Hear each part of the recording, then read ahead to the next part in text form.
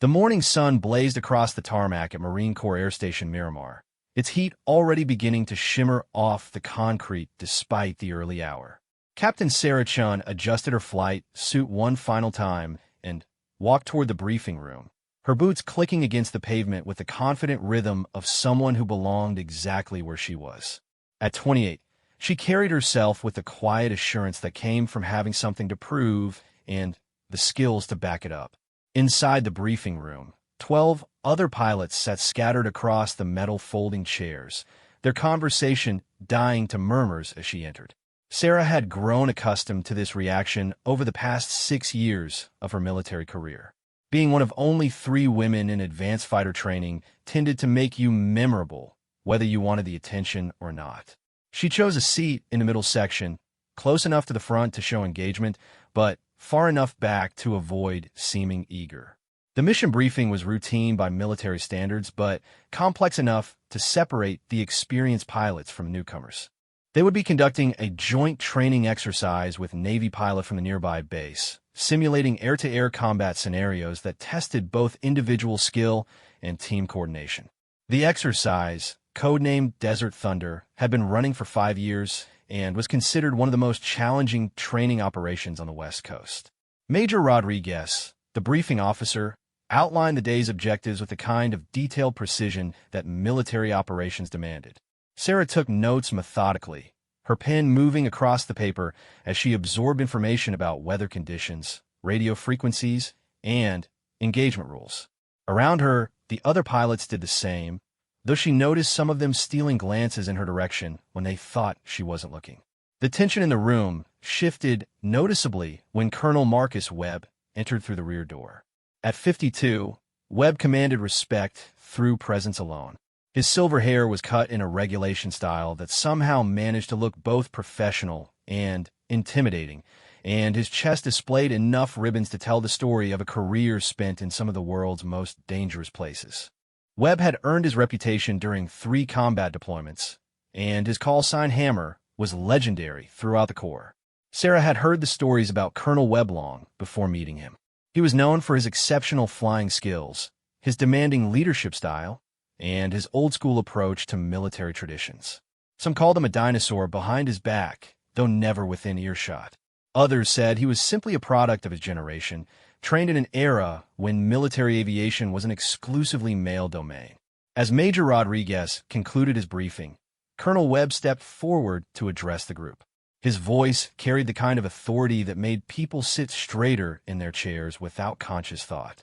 He spoke about the importance of the exercise, the need for precision and teamwork, and the honor of representing the Marine Corps in joint operations with their Navy counterparts. Then his gaze settled on Sarah, and the temperature in the room seemed to drop several degrees. She met his stare directly, her expression neutral but alert. Years of experience had taught her that these moments were crucial. How she handled herself in the next few minutes could determine whether she gained respect or faced months of additional scrutiny. "I see we have some new faces in the group," Colonel Webb said, his tone conversational, but carrying an undercurrent that made several pilots shift uncomfortably in their seats. "Tell me, Captain." He paused, making a show of consulting his clipboard. "Chun, what makes you think you're ready for an operation like Desert Thunder?" The question hung in the air like smoke from a fired weapon. Sarah could feel the attention of every person in the room focusing on her with laser intensity. This wasn't unusual. Senior officers often questioned junior pilots to test their knowledge and confidence. But something in Webb's tone suggested this was about more than standard military protocol. Sarah stood, her movement smooth and unhurried. "Sir, I've completed all required training for this exercise. My flight records show proficiency in air-to-air combat, tactical maneuvering, and joint operations coordination. I'm here because my commanding officer determined I have the skills necessary to contribute to the mission's success." It was a textbook response, professional and factual without being defensive. But Colonel Webb's expression suggested he had expected something different, perhaps a more emotional reaction that would confirm whatever assumptions he had brought into the room. "Flight records," he repeated, the words carrying a slight note of dismissal. "Paper can show a lot of things, Captain. Numbers, scores, completion dates. But this isn't a classroom exercise. Out there, when things get complicated, when the pressure builds and split-second decisions determine whether you come home or become a statistic, what matters is whether you have what it takes to fly with the best pilots in the world. The challenge in his words was unmistakable now. Around the room, other pilots watched the exchange with the kind of focused attention usually reserved for car accidents or boxing matches. Sarah could sense their discomfort, but also their curiosity about how she would respond. "Understand the difference between training and real-world application, sir," Sarah replied, her voice steady and clear. "I'm confident in my abilities because they've been tested under pressure. I didn't earn my position through paperwork. I earned it in the cockpit." Colonel Webb smiled, but it wasn't a friendly expression. It was the kind of smile that preceded difficult questions or uncomfortable revelations. He took 2 steps closer to Sarah, close enough that their conversation became more personal while still being audible to everyone present. "Confidence is important," he acknowledged, "but so is understanding your limitations. Flying with this group means flying with pilots who have seen combat, who have been tested in ways that no training exercise can simulate. Some of these men have been shot at, have lost wingmen, have made decisions that saved or cost lives. They've earned their place here through blood and sacrifice." The implication was clear, and Sarah felt a familiar surge of anger that she had learned to control and channel over years of similar encounters. She had faced this kind of challenge before, sometimes subtly and sometimes as directly as Colonel Webb was presenting it now.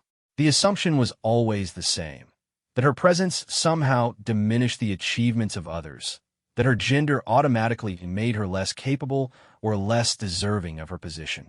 "With respect, sir," Sarah said, her voice taking on a slight edge that suggested her patience was not unlimited, "I don't believe my qualifications are in question here. I've completed the same training as every other pilot in this room. I've met the same standards and exceeded them in several categories. If you have specific concerns about my readiness for this mission, I prefer you state them directly." The room had become completely silent now, even the usual background sounds of air conditioning and distant aircraft seeming to fade away. Major Rodriguez looked deeply uncomfortable, clearly wishing he could be anywhere else, but stuck in the middle of what was rapidly becoming a confrontation between a respected colonel and a junior officer. Colonel Webb's expression shifted slightly, and Sarah caught a glimpse of something that might have been approval beneath his challenging exterior. Perhaps he had been testing her willingness to stand up for herself, or maybe he was genuinely surprised by her direct response. Either way, his next words suggested that this conversation was far from over. "You want directness, Captain Chun," he said, his tone becoming more conversational, but somehow more dangerous at the same time. "Here's the situation. This exercise will put you in simulated combat with some of the finest pilots in the United States military. These Navy pilots we're training against aren't weekend warriors or training command instructors. They're the real deal, with call signs they earned through exceptional skill and proven performance under pressure." He paused for effect, his eyes never leaving Sarah's face as he continued. "Call signs aren't just names, Captain. They're badges of honor, marks of respect from peers who understand what it takes to excel in this profession. They represent moments when a pilot proved themselves beyond any doubt, usually under circumstances where failure would have had serious consequences." Sarah nodded, understanding now where this conversation was heading. Call signs were indeed significant in military aviation culture, representing achievements, personality traits, or memorable incidents that had earned pilots recognition from their peers. Her own call sign had been earned during a particularly challenging training exercise, but she suspected that Colonel Webb either didn't know the story behind it or chose not to acknowledge its significance. "I'm curious, Captain," Webb continued. "What call sign do you use? What have you done that your fellow pilots felt worthy of that kind of recognition?" The question was delivered with the kind of casual tone that made it seem almost friendly, but Sarah recognized it for what it was. Another test, another opportunity for her to prove herself or reveal what Webb might consider to be inadequacy. Around the room, she could see other pilots waiting for her response, some with expressions of genuine curiosity and others with the kind of anticipatory tension that suggested they expected this encounter to end badly for her. Sarah took a moment to consider her response, weighing her options carefully. She could provide a humble, deflecting answer that might satisfy Webb's apparent need to establish dominance. She could give a detailed explanation of how she had earned her call sign, complete with context and supporting details that would demonstrate her qualifications. Or she could choose a different approach entirely, one that would either end this confrontation definitively or escalate it beyond any possibility of peaceful resolution. The choice she made in the next few seconds would determine not just how this conversation ended, but how she would be perceived by every pilot in the room for the duration of the exercise and beyond. In military culture, backing down from a challenge often meant accepting a subordinate position that could affect everything from mission assignments to career advancement. But responding too aggressively could be seen as disrespectful or unprofessional, particularly when directed toward a senior officer with Colonel Webb's reputation and record. Sarah straightened her shoulders slightly and met Webb's gaze with the kind of direct eye contact that conveyed confidence without aggression. When she spoke, her voice carried the quiet certainty of someone who had nothing to prove because the proof already existed in her record and reputation. "My call sign is Phantom 7, sir," she said simply, the words carrying across the silent room with perfect clarity. The effect was immediate and dramatic. Colonel Webb's confident expression faltered, replaced by something that looked remarkably like shock. Several of the other pilots straightened in their seats, recognition dawning on their faces as they processed the implications of what they had just heard. Major Rodriguez actually took a half-step backward, his eyes widening as he stared at Sarah with new understanding.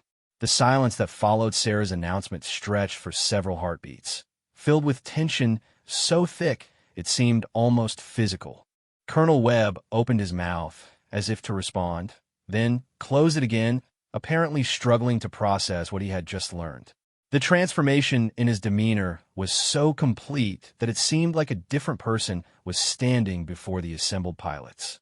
Around the room, whispered conversations began as pilots leaned toward each other to confirm what they thought they had heard. The name Phantom 7 clearly meant something significant to those who recognized it, though the specific details remained unclear to anyone who hadn't been directly involved in whatever incident had created the legend. The recognition that swept across Colonel Webb's face was like watching someone solve a puzzle that had been bothering them for years. His entire posture shifted from challenging authority to something approaching genuine respect. And when he spoke again, his voice carried none of the testing edge that had characterized their previous exchange. "Captain Chun," he said slowly, as if testing the words as they left his mouth, "I owe you an apology. I had no idea. Your service record didn't indicate." He paused, clearly struggling with how to acknowledge what he now understood about the woman standing before him. Major Rodriguez stepped forward, his own expression showing a mixture of relief and curiosity. "Sir, for those of us who might not be familiar with that particular call sign, could you provide some context?" Sarah remained standing at attention, but she could see the confusion on several faces around the room. Call signs were sometimes known widely throughout military aviation circles, but others remained specific to particular units or theaters of operation.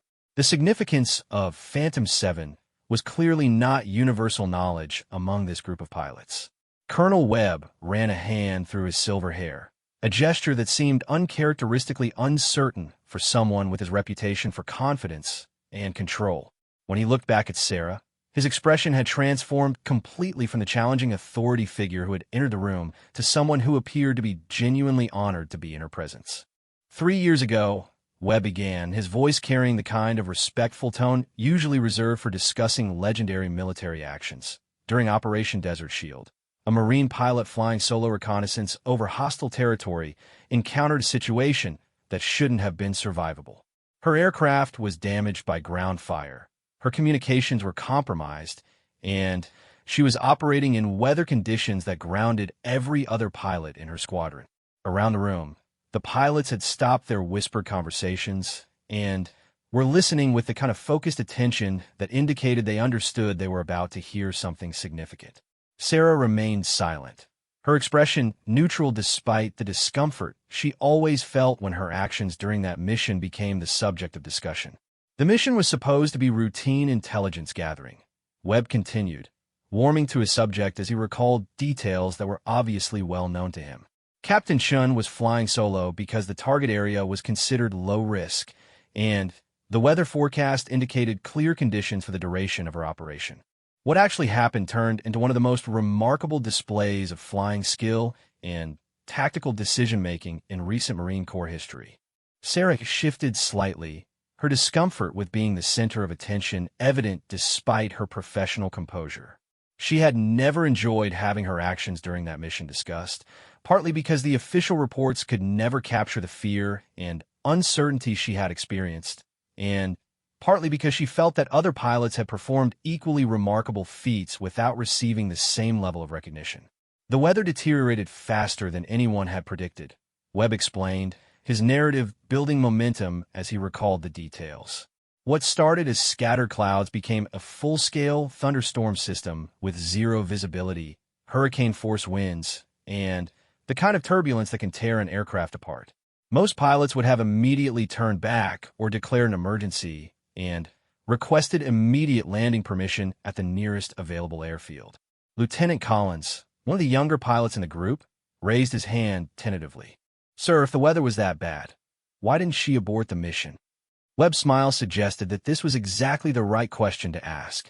Because, Lieutenant, by the time the weather turned dangerous, Captain Chun was already deep in hostile territory with a damaged aircraft and no ability to communicate her situation to command. The ground fire she had taken knocked out her primary radio systems and damaged her navigation equipment. She was flying by instruments and dead reckoning in conditions that would have challenged the most experienced pilots, and she had no way to call for help or guidance. Sarah could remember every detail of those 37 minutes with perfect clarity, though she rarely allowed herself to think about them in detail. The fear had been manageable only because she had been too busy dealing with immediate problems to fully process the danger she was in. Every moment had required complete focus on solving the next challenge, maintaining altitude in downdrafts that felt like invisible hands trying to slam her aircraft into the ground, navigating by memory and instinct when her instruments failed, compensating for control problems caused by the battle damage. But that wasn't the remarkable part, Webb continued, his voice taking on the kind of tone that indicated the story was about to reach its climax. The remarkable part was what she did when she finally made it out of the storm system and discovered her situation had become even more complicated. Major Rodriguez was taking notes now, apparently recognizing that this story needed to be documented for future reference or training purposes. Around the room, the other pilots were completely focused on Webb's narrative, their earlier discomfort forgotten in their interest in learning about the incident that had created the legend they were hearing described. When Captain Chun emerged from the storm clouds, she found herself approximately 40 miles northwest of her intended position, flying over terrain that wasn't supposed to have any enemy activity according to the intelligence briefing, Webb explained. What she actually discovered was a previously unknown enemy installation that appeared to be preparing for a major offensive operation against Allied positions. The implications of this revelation were immediately clear to everyone in the room. A solo pilot, flying a damaged aircraft without communications, had accidentally discovered intelligence information that could potentially save lives and alter the course of military operations in the region. The question was what she had chosen to do with that information, given her compromised situation and limited options. Her fuel situation was critical by this point, Webb continued. The battle damage had caused increased consumption, and the time spent fighting through the storm had depleted her reserves faster than normal mission parameters would have predicted. She had enough fuel to make it back to base, but only if she headed directly home without any delays or complications. Lieutenant Collins spoke up again, his voice showing genuine curiosity about the tactical situation. Did she try to radio the intelligence information to command? Her radios were still down, Webb replied. She could receive some transmissions, but she couldn't send anything out. She was completely on her own, flying a damaged aircraft with minimal fuel over hostile territory. and she had discovered information that could potentially save the lives of hundreds of Allied personnel if it reached the right people quickly enough. Sarah remembered the weight of that decision with perfect clarity. Every pilot was trained to prioritize mission completion when possible, but they were also trained to avoid unnecessary risks that could result in the loss of aircraft and personnel. The smart choice, the safe choice, would have been to head directly back to base and report the intelligence discovery through proper channels once she landed. But intelligence had a shelf life, and military situations could change rapidly. By the time she filed her report and analysts verified her observations and planners developed responses to the new threat, the enemy installation might have completed whatever operation they were preparing or moved to a different location entirely. What made her decision remarkable, Webb said, his voice carrying genuine admiration, was that she chose to gather additional intelligence despite her compromised situation. Instead of heading home immediately, she spent another 20 minutes conducting close observation of the enemy installation, documenting their equipment, personnel numbers, and apparent operational status. Several pilots in the room exchanged glances that suggested they understood the implications of this decision. 20 minutes might not seem significant in normal circumstances, but when fuel was already critical and every moment over hostile territory increased the risk of discovery or mechanical failure, it represented an enormous risk taken in service of mission completion. She made 3 separate passes over the installation.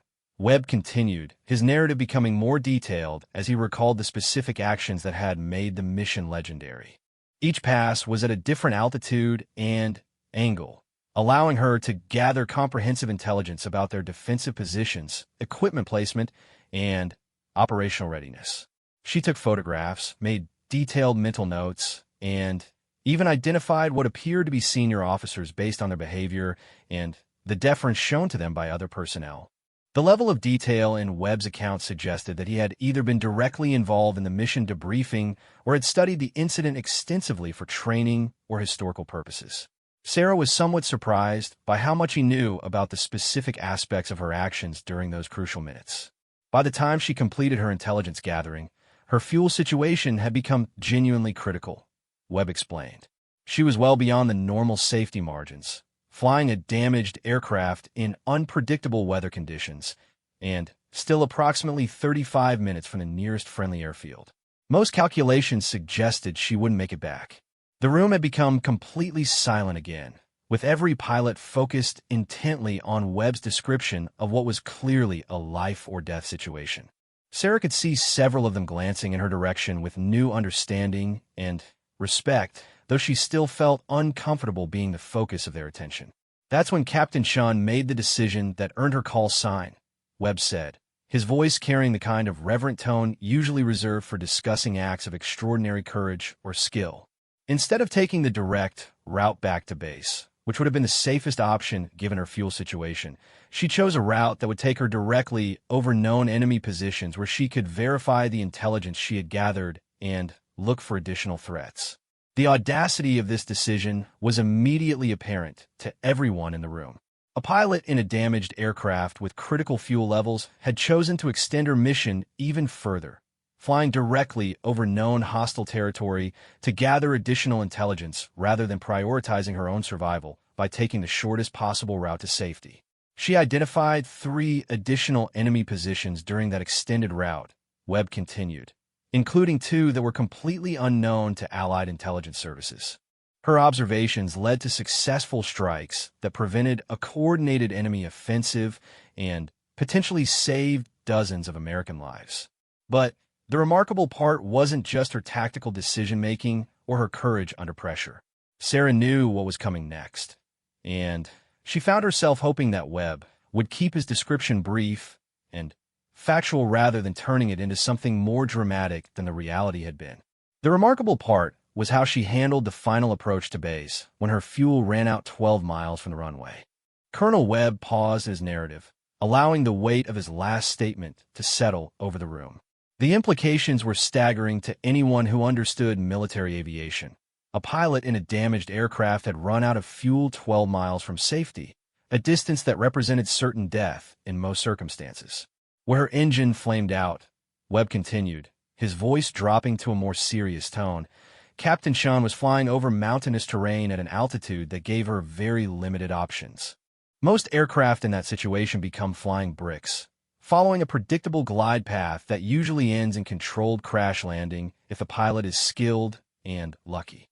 Sarah could remember the sudden silence when her engine died, the way all the background noise that she had grown accustomed to during flight simply disappeared, leaving her alone with the whistle of wind over her aircraft's surfaces and the urgent beeping of warning systems that were informing her of what she already knew.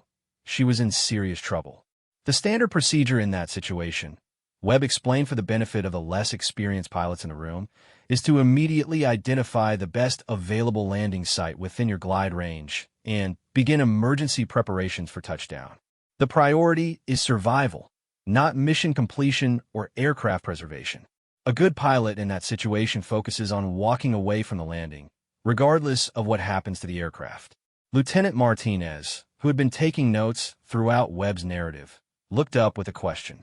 Sir, what kind of glide range would she have had from 12 miles out? With her specific aircraft type and the damage she had sustained, Webb replied, the calculations suggested she might be able to cover 8 to 10 miles under optimal conditions. But the terrain between her position and the base was not optimal. It was mountainous, heavily forested, and included several ridgelines that would have blocked a direct glide path to the runway. The mathematical reality of the situation was becoming clear to everyone in the room. Sarah had been facing what appeared to be an impossible problem. She needed to travel 12 miles to reach safety, but the laws of physics suggested she could only achieve 2/3 of that distance, even under the best circumstances. What made her solution remarkable, Webb continued, was that instead of accepting the limitations of her situation, she found a way to extend her glide range by using the terrain to her advantage.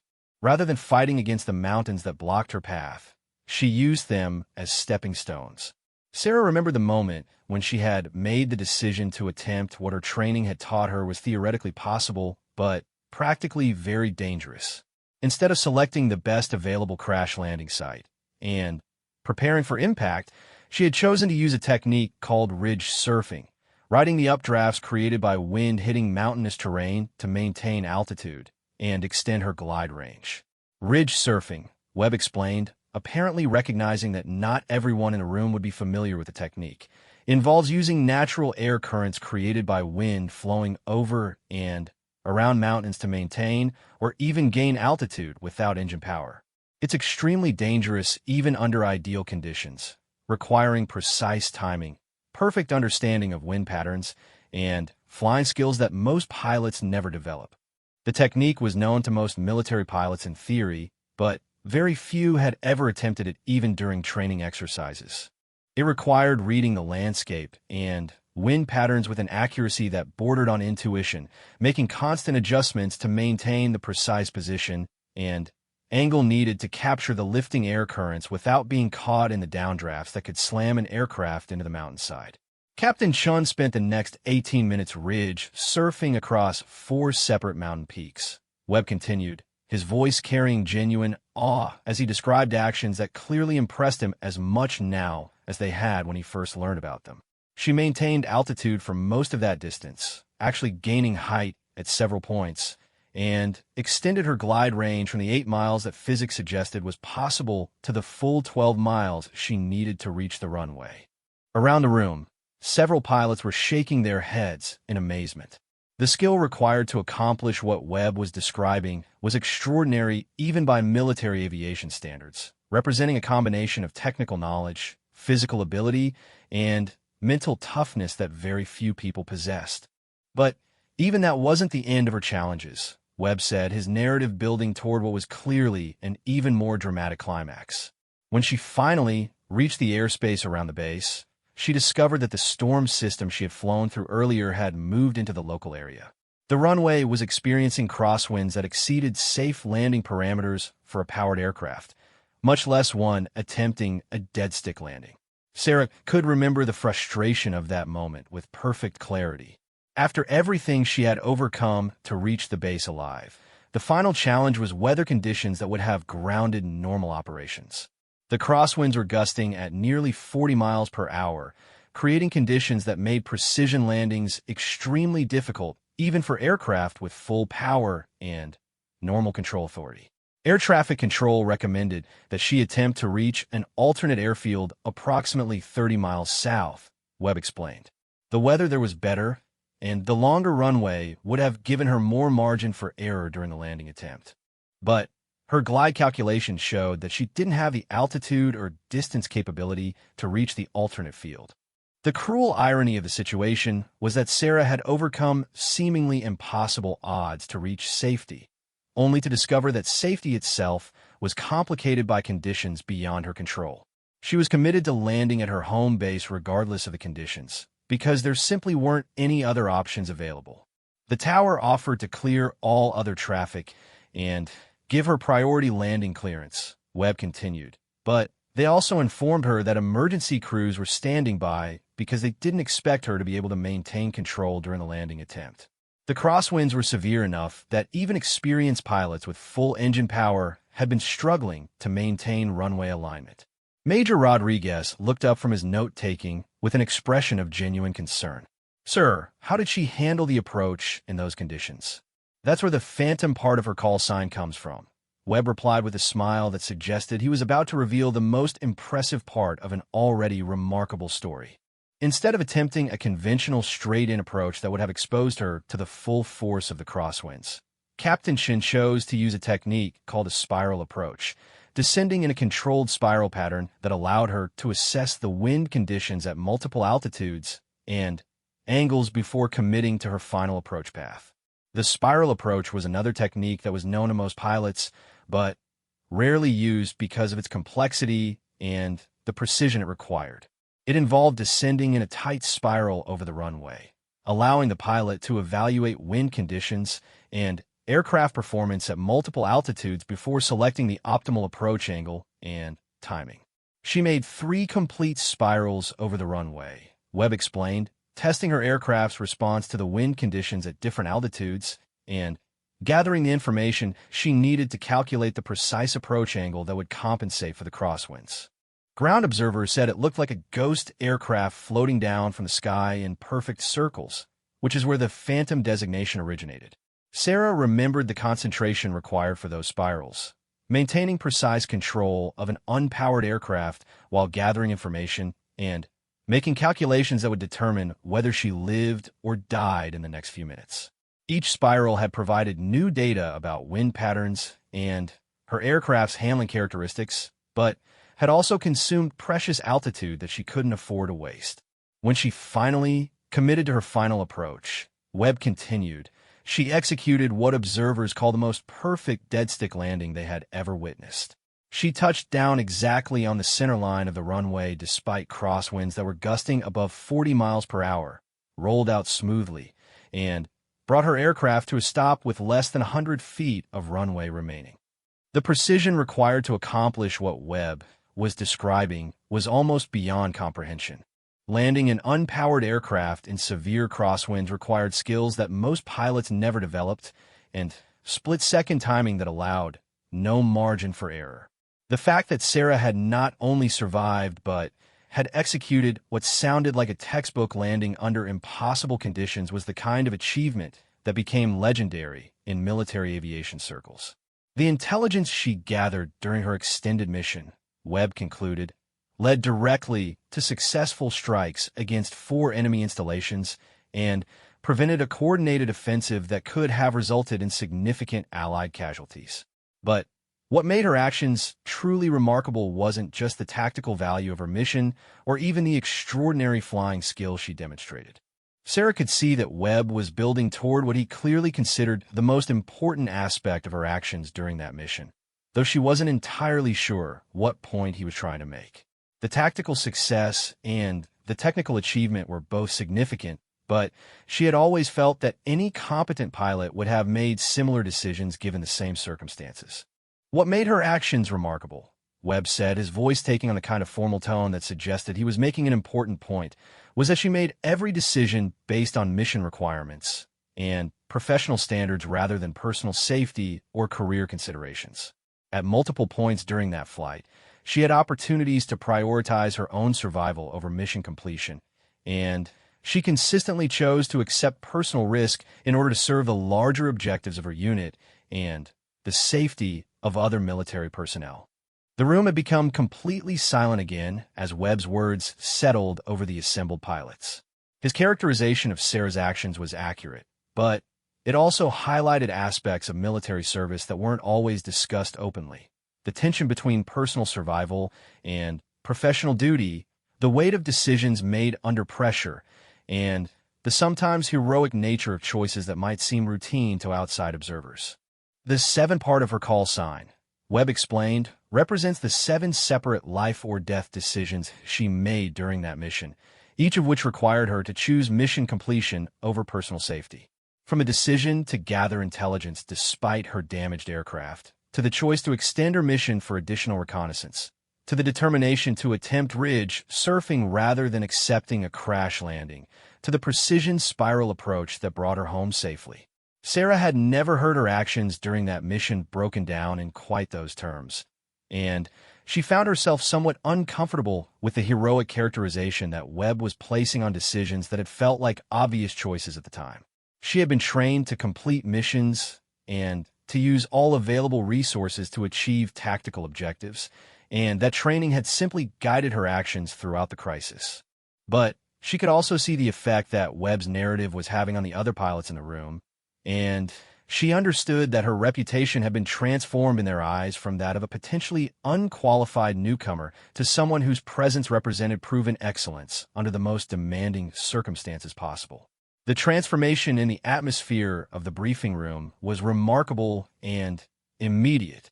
Where minutes before there had been tension, skepticism, and barely concealed doubt about Sarah's qualifications, there was now something approaching reverence. The pilots who had been stealing glances at her earlier were now looking at her with the kind of respect usually reserved for legendary figures whose exploits had become part of military folklore. Colonel Webb stood quietly for several moments after finishing his account, allowing the full impact of Sarah's story to register with everyone present. When he finally spoke again, his voice carried none of the challenging edge that had characterized his earlier questions. "Captain Chun," he said formally, "I apologize for questioning your qualifications. I should have reviewed your complete service record before making assumptions about your readiness for this exercise. It's clear that you've already proven yourself under circumstances that exceed anything we're likely to encounter during Desert Thunder." Sarah remained at attention, but her posture had relaxed slightly as the confrontational atmosphere in the room dissipated. "No apology necessary, sir. Questions about qualifications are appropriate during mission briefings. I would have done the same thing in your position." Her response was gracious and professional, but Webb seemed to recognize that his earlier approach had been unnecessarily aggressive and potentially inappropriate. The difference between questioning a pilot's technical qualifications and challenging their fundamental right to be present was significant, and his initial approach had clearly crossed that line. "What I should have done," Webb admitted, "was familiarize myself with the backgrounds of all participants before the briefing. Your call sign should have been immediately recognizable to anyone with knowledge of recent Marine Corps operations in that theater. The fact that I didn't know your identity reflects poorly on my preparation, not on your credentials." Major Rodriguez stepped forward, apparently sensing that the tension had been resolved, but that some administrative details needed to be addressed. "Sir, should we proceed with the standard mission briefing, or do you want to modify the exercise parameters given Captain Chen's experience level?" It was a diplomatically phrased question, but the underlying issue was significant. Sarah's proven abilities under extreme conditions suggested that she might be better suited for more challenging roles during the exercise than had originally been planned. Training exercises were designed to push pilots to their limits and test their skills under pressure, but they also needed to be appropriately calibrated to the experience levels of the participants. "Actually," Webb said thoughtfully, "I think Captain Chen's presence gives us an opportunity to make this exercise more valuable for everyone involved.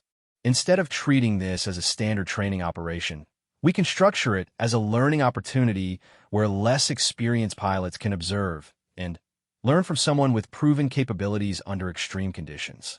Sarah felt a moment of concern about being singled out for special attention, even positive attention. She had always preferred to blend in with her units and be evaluated on the same basis as other pilots rather than being treated as either a liability or an exceptional case. But she also recognized that Webb's suggestion could be beneficial for the other pilots if handled appropriately.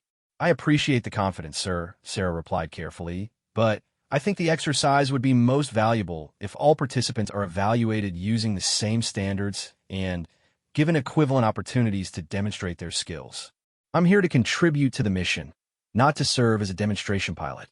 Her response struck exactly the right tone, showing humility while also indicating that she expected to be treated as an equal member of the team rather than as either a special case or a teaching exhibit. Webb nodded approvingly, apparently recognizing the wisdom of her approach. "Point taken, Captain. You're absolutely right that equal treatment produces the best training outcomes." He turned to address the entire room. "What I meant to suggest was that we structure the exercise to challenge all participants appropriately, taking advantage of the range of experience levels we have available to create realistic and valuable training scenarios." Lieutenant Collins raised his hand tentatively. "Sir, could you clarify how the exercise will be structured? Will we be flying individual missions or operating as teams?" "The exercise will involve both individual and team components," Webb explained, warming to the subject as he outlined the training objectives. "Each pilot will have opportunities to demonstrate individual skills in air-to-air combat scenarios, but the primary focus will be on team coordination and joint operations with Navy pilots.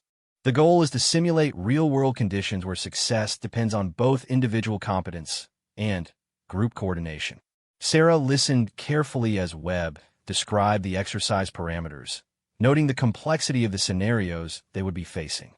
The training would involve multiple waves of simulated combat, with pilots rotating between different roles and responsibilities to ensure comprehensive skill development. It was exactly the kind of challenging, realistic training that she enjoyed and that provided opportunities to learn from other skilled pilots. "The Navy pilots we'll be working with," Webb continued, "are from the Top Gun program at NAS Fallon. They're among the finest aviators in the world, with extensive experience in both training and combat operations. This isn't going to be a gentle introduction to joint operations. They'll be testing us at every level, and they expect us to perform at the highest possible standards." The mention of Top Gun pilots sent a ripple of interest through the room. The Navy's elite fighter weapons school was legendary throughout military aviation circles, producing pilots whose skills were recognized worldwide. Training against Top Gun graduates was both an honor and a significant challenge that would push every participant to perform at their absolute best. "Captain Shun," Webb said, turning his attention back to Sarah, "I assume you've worked with Navy pilots before during your operational deployments?" "Yes, sir," Sarah replied. "During my last deployment, we conducted regular joint operations with Navy squadrons. The level of professionalism and skill was impressive, and the coordination between services was excellent. I found that Navy pilots brought different perspectives and techniques that enhanced overall mission effectiveness." Her response was diplomatically neutral while still indicating respect for Navy capabilities, exactly the kind of attitude that would contribute to successful joint operations. Webb nodded approvingly, apparently satisfied that she understood the cooperative rather than competitive nature of the upcoming exercise. "Excellent. That experience will be valuable during the exercise." Webb consulted his watch and then addressed the entire room. "We have approximately 90 minutes before the first launch window. I want everyone to use that time for individual preparation, reviewing aircraft systems, studying the mission parameters, and conducting any personal briefings with your wingmen." The pilots began gathering their materials and preparing to leave the briefing room, but the atmosphere had changed completely from the tension that had characterized the beginning of the session. Instead of suspicious glances and whispered conversations, there were now respectful nods in Sarah's direction and several requests for her thoughts on specific tactical questions. Lieutenant Martinez approached her as she was organizing her notes. "Captain Shun, I was wondering if I could ask you about ridge surfing techniques. I read about them in training manuals, but I've never had the opportunity to discuss them with someone who has actually used them in a real-world situation. It was exactly the kind of question that Sarah enjoyed answering, because it focused on technical aspects of flying rather than personal drama or exceptional circumstances. Ridge surfing is really about reading the environment and understanding how air moves around terrain features, she explained. The key is recognizing the difference between lift-generating updrafts and dangerous downdrafts, and positioning your aircraft to take advantage of the energy that's already present in the atmosphere. Several other pilots had gathered around to listen to her explanation, and Sarah found herself surrounded by a group of genuinely interested colleagues, asking thoughtful questions about techniques, decision-making processes, and lessons learned from challenging situations. It was a much more comfortable position than being the center of controversy, and she relaxed into the role of sharing knowledge with fellow pilots. The most important thing to understand, she continued, responding to a question about risk assessment, is that techniques like ridge surfing are tools that can be valuable in emergency situations, but they should never be attempted casually or without thorough understanding of the conditions and consequences.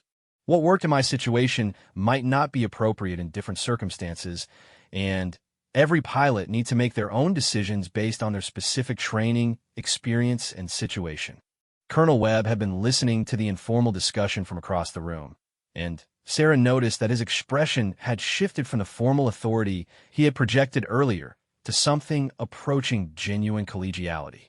When the group of pilots began to disperse for their individual preparation time, he approached her with a demeanor that suggested he wanted to continue their conversation on a more personal level. "Captain Shun," he said quietly, "I hope you understand that my earlier questions weren't intended as personal attacks. In my experience, pilots who haven't been tested under real pressure sometimes struggle when training exercises become challenging. I was trying to assess your readiness for demanding scenarios, though I clearly approached it inappropriately." Sarah appreciated his explanation and recognized the sincerity behind his words. "I understand, sir. Senior officers have a responsibility to ensure that all personnel are properly prepared for their assigned roles. I would have been concerned if you hadn't evaluated my qualifications in some way." "The problem," Webb continued, "was that I made assumptions based on incomplete information and allowed those assumptions to influence my professional judgment. That's a mistake I've seen other officers make, and I should have been more careful to avoid it myself." His admission was refreshingly honest and showed the kind of self-awareness that Sarah respected in senior leaders. It also suggested that their earlier confrontation had served a valuable purpose in clearing the air and establishing a foundation for professional respect. "In my experience," Sarah replied diplomatically, "the best training environments are ones where everyone feels comfortable asking questions and expressing concerns." Today's discussion helped clarify expectations and gave everyone a better understanding of the exercise objectives. "I think the entire group will perform better as a result." Webb smiled, apparently recognizing her diplomatic skills as well as her flying abilities. "You're probably right about that, and I suspect that having you as part of the team will push everyone to perform at higher levels than they might have otherwise achieved." The conversation was interrupted by Major Rodriguez announcing that the first launch window would begin in 1 hour, giving all pilots time to complete their individual preparations and conduct final equipment checks. Sarah gathered her materials and headed toward the door, but she was stopped by Lieutenant Collins, who appeared to have been waiting for an opportunity to speak with her privately. "Captain Shun," he said quietly, "I wanted to thank you for how you handled the situation with Colonel Webb. I was worried that it was going to escalate into something that would make the entire exercise uncomfortable for everyone. The way you kept things professional while still standing up for yourself was really impressive."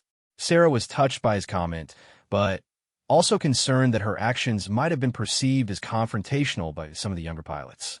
"I hope I didn't come across as disrespectful to Colonel Webb. That certainly wasn't my intention." "Not at all," Collins replied quickly. "You were completely professional throughout the entire exchange. But you also didn't back down when he was clearly testing you inappropriately. That took courage, and I think it earned you respect from everyone in the room." As Sarah left the briefing room and headed toward the flight line to begin her pre-flight preparations, she reflected on the morning's events and their implications for the upcoming exercise. The confrontation with Colonel Webb had been uncomfortable, but it had also served to establish her credibility with the other pilots in a way that might not have been possible through normal introductions and casual conversation. More importantly, the incident had demonstrated that her reputation within the Marine Corps was both more widespread and more positive than she had realized. The fact that Colonel Webb, despite his initial skepticism, had immediately recognized the significance of her call sign and had been able to provide such detailed information about her mission suggested that her actions had been noted and respected at levels far above her immediate command structure. As she approached her aircraft and began the methodical process of pre-flight inspection, Sarah felt a sense of anticipation about the upcoming exercise that was both professional and personal. She would have the opportunity to fly against some of the finest pilots in the world, to test her skills in challenging scenarios, and to contribute to training objectives that would ultimately make all participants better aviators. The afternoon sun was beginning its descent toward the horizon when Sarah completed her final mission debrief, 3 days after the confrontation with Colonel Webb that had started the Desert Thunder exercise. What had begun as a tense challenge to her qualifications had evolved into one of the most successful joint training operations in recent memory, with performance evaluations that exceeded expectations across all measure categories. Sarah gathered her flight gear from the squadron ready room, noting the easy camaraderie that had developed among the pilots over the course of the exercise. The initial tension and uncertainty had been replaced by the kind of mutual respect that emerged when professional aviators had the opportunity to observe each other's skills under demanding conditions. Conversations flowed naturally between Marine and Navy pilots, with the kind of technical discussions and shared experiences that indicated genuine professional relationships had been formed. Lieutenant Collins approached her as she was organizing her equipment bag, his expression showing the kind of satisfaction that came from completing challenging training successfully. Captain Shun, I want to let you know that this has been the most valuable training exercise I've participated in since completing flight school. The scenarios were incredibly realistic, and having the opportunity to learn from pilots with your level of experience made a huge difference in my performance. His comment reflected feedback that Sarah had been receiving throughout the exercise from both Marine and Navy pilots. The combination of challenging scenarios and diverse experience levels had created learning opportunities that exceeded what any individual pilot could have achieved through conventional training programs. The exercise had succeeded not just in testing individual skills, but in creating an environment where knowledge and techniques were shared across service boundaries. The credit belongs to everyone who participated, Sarah replied. I learned as much from watching other pilots handle difficult situations as I contributed through my own flying. That's what makes joint exercises valuable. The opportunity to see different approaches to similar challenges and to incorporate the best techniques from multiple sources. As they were talking, Colonel Webb entered the ready room, his presence immediately commanding attention from all the pilots present. But instead of the formal authority figure who had dominated the initial briefing, he projected the relaxed confidence of a leader whose objectives had been achieved successfully. Ladies and gentlemen, Webb announced, I wanted to personally thank all of you for your professionalism and exceptional performance during this exercise. The evaluation reports from our Navy counterparts indicate that this was one of the most successful joint training operations they have conducted, with skill levels and coordination that exceeded their expectations. Around the room, pilots straightened with obvious pride in their collective achievement. Joint exercises with elite Navy pilots were always challenging, but receiving positive evaluations from Top Gun instructors represented recognition at the highest levels of military aviation. I also want to specifically acknowledge Captain Shun. Webb continued, his tone carrying genuine respect and admiration, whose performance during this exercise demonstrated exactly why her reputation within the Marine Corps is so well-deserved. Her tactical decision-making, technical flying skills, and leadership during complex scenarios set a standard that elevated everyone's performance. Sarah felt a moment of discomfort at being singled out for recognition, but she also understood that Webb's acknowledgement served important purposes beyond simple praise.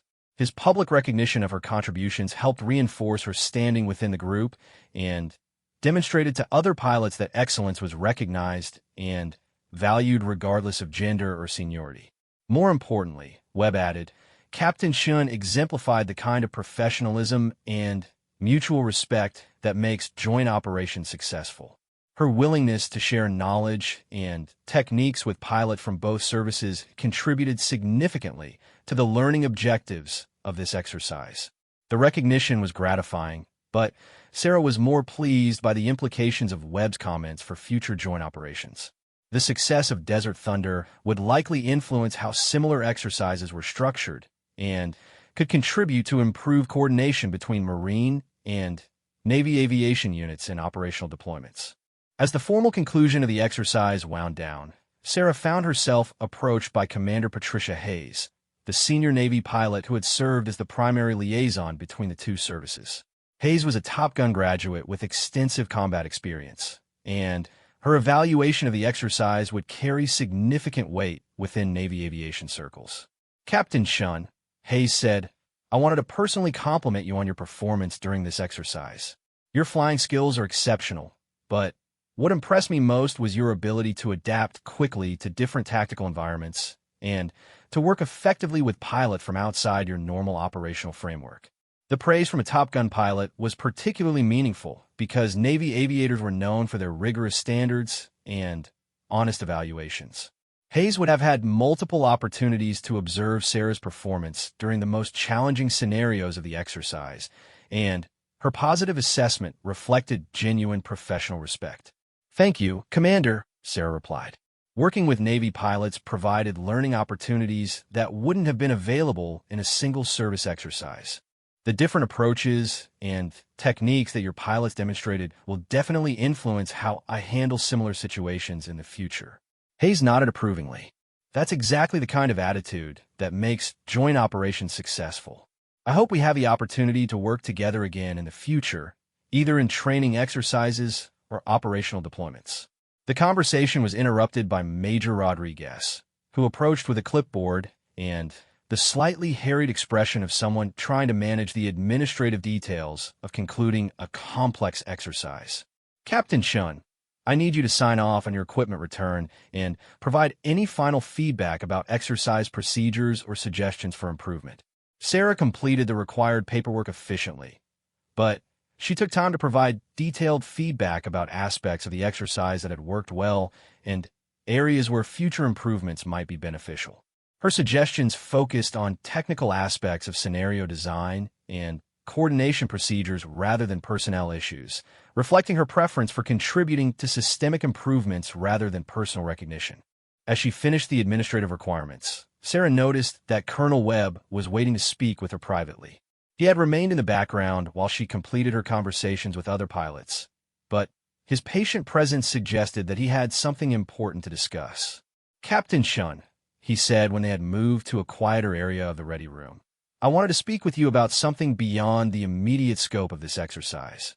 Based on your performance over the past 3 days, and considering your proven record under operational conditions, I believe you would be an excellent candidate for advanced leadership training. The suggestion was both surprising and intriguing. Advanced leadership training typically led to positions of increased responsibility within squadron operations and could significantly influence career development trajectories. But Sarah had always been focused on flying and operational excellence rather than administrative or command roles. I appreciate the confidence, sir, she replied carefully, but I'm not sure that leadership positions are the best use of my skills and interests. I've always been most effective as an operational pilot rather than in administrative or command roles. Webb smiled, apparently having anticipated her response. I'm not talking about administrative positions, Captain. I'm talking about operational leadership, flight leader positions, instructor pilot roles, and eventually squadron command positions that would allow you to continue flying while also developing the next generation of Marine aviators. The distinction was important and made Webb's suggestion much more appealing.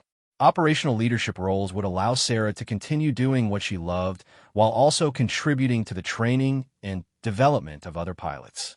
It was exactly the kind of career progression that could combine personal satisfaction with meaningful service to the Marine Corps. Those kinds of positions would definitely be interesting, Sarah admitted. But I assume they would require additional training and qualifications beyond what I currently have. The advanced leadership program I'm recommending, Webb explained, focuses specifically on operational leadership for experienced aviators. It includes advanced tactical training, instructional techniques, and leadership principles specifically designed for pilots who want to remain actively flying while taking on increased responsibilities. As Sarah considered Webb's suggestion, she realized that the events of the past 3 days had subtly, but significantly changed her perspective on her career trajectory. The positive reception she had received from both Marine and Navy pilots, combined with the recognition of her abilities by senior officers like Webb, had demonstrated that her skills and experience were valued at levels beyond what she had previously recognized. "I'd like to learn more about the program requirements and timeline," she said finally. "It sounds like it could be an excellent opportunity for continued professional development while maintaining focus on operational flying." Webb's expression showed obvious satisfaction with her response. "I'll forward you the detailed program information and application procedures. The selection process is competitive, but given your record and the recommendations you'll receive from this exercise, I'm confident you would be accepted." Their conversation was interrupted by the sound of aircraft engines starting up on the flight line, indicating that some participants were beginning their return flights to home bases. The conclusion of Desert Thunder meant that pilots would be dispersing back to their regular assignments, but the relationships and knowledge gained during the exercise would continue to influence their performance and career development. As Sarah prepared to leave Miramar and return to her home base, she reflected on the unexpected trajectory that had brought her from a potentially confrontational first meeting with Colonel Webb to receiving recommendations for advanced leadership training. The exercise had provided much more than technical training or professional development. It had demonstrated the importance of maintaining confidence and professionalism even when facing skeptical or challenging authority figures. More importantly, the 3 days had shown her that her reputation within the Marine Corps was both more extensive and more positive than she had realized. The recognition she received from pilots across different services and experience levels suggested that her contributions were valued and that opportunities for continued advancement were available if she chose to pursue them. Standing beside her aircraft as she prepared for the flight home, Sarah felt a sense of accomplishment that extended beyond the successful completion of another training exercise. The confrontation with Colonel Webb that had begun so uncomfortably had evolved into mutual respect and professional recognition that would influence her career trajectory for years to come. The afternoon sun cast long shadows across the tarmac as Sarah completed her final pre-flight inspection and prepared to take off. In a few hours, she would be back at her home base, returning to routine operations and regular responsibilities. But the confidence and recognition she had gained during Desert Thunder would travel with her, influencing how she approached future challenges and opportunities. As her aircraft lifted off from Miramar and climbed into the clear California sky, Sarah smiled at the irony of how a colonel's challenge about her call sign had led to one of the most rewarding professional experiences of her career. Sometimes the moments that seemed most threatening turned out to be exactly what was needed to reveal possibilities that had been there all along. The setting sun painted the sky in brilliant oranges and purples as Captain Sarah Phantom 7 Chun headed home, carrying with her the knowledge that excellence speaks for itself. But sometimes it needs the right moment to be heard. 3 days earlier, a skeptical colonel had demanded to know what gave her the right to fly with the best pilots in the world. Now he knew, and so did everyone else who had witnessed what happened when talent, training, and determination converged in the crucible of professional aviation. The call sign Phantom 7 would continue to represent not just a remarkable mission flown under impossible conditions, but the quiet confidence of a pilot who knew her worth and wasn't afraid to prove it when the situation demanded nothing less than excellence. In the end, that was exactly what made her worthy of flying with the best pilots in the world, and exactly what would ensure she continued to do so for years to come.